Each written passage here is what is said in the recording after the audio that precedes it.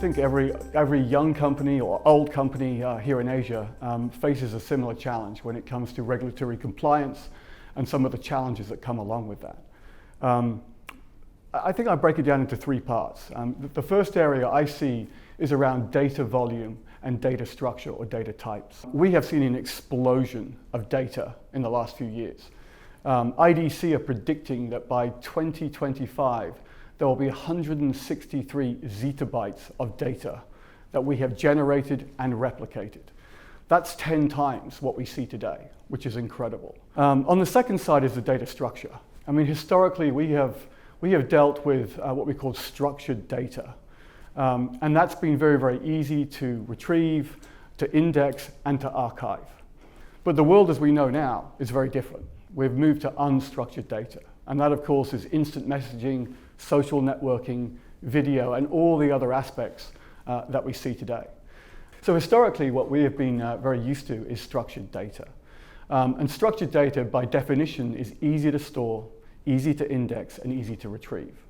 However, we have very quickly moved to the world of unstructured data. And that, of course, is based on things like instant messaging, social media, video, and other forms of unstructured data. The second challenge we really see is around what we call a multi-cloud architecture.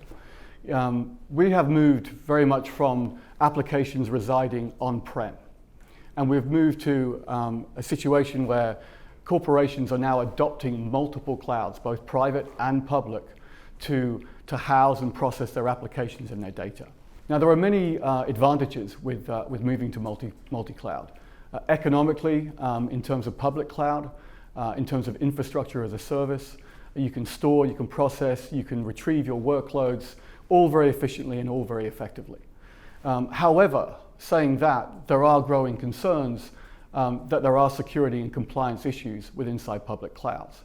And in fact, we did a State of the Applications report for F5 in 2019, and out of all the respondents we had, 53% of those respondents felt confident that they could secure an application on-prem.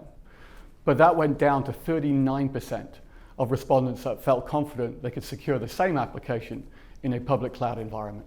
So a great example we have here in Singapore in terms of demonstrating the complexity of a multi-cloud environment is a large financial services company that operates across ASEAN. Now, from their perspective, they have over 4,000 applications today and over 20,000 access points in the form of APIs. But from their perspective, they've made it very, very clear. The old architecture of castle, moat, and perimeter security is completely obsolete. And so for them, they need to move to a new security architecture because they have 10 times the amount of doors in their house that they need to make secure every single day. And then finally, I think the last area, which certainly is on everyone's minds, is around IT compliance.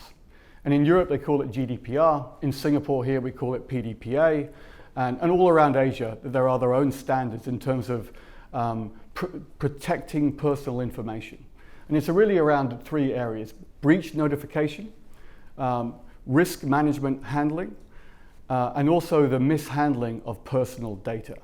All of these things are of optimum importance to the financial markets. And in Australia, for example, failure to comply to one of those could get you fines of up to $2 million.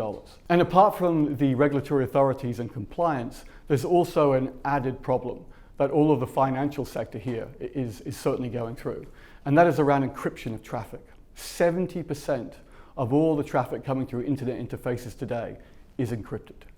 And the problem is that a lot of the organizations without technology that can decrypt and inspect that traffic is actually blind to all the encrypted traffic. And that could and does allow malware to come into their network and also provides compliance issues in terms of understanding whether they are complying to the regulatory authorities or not.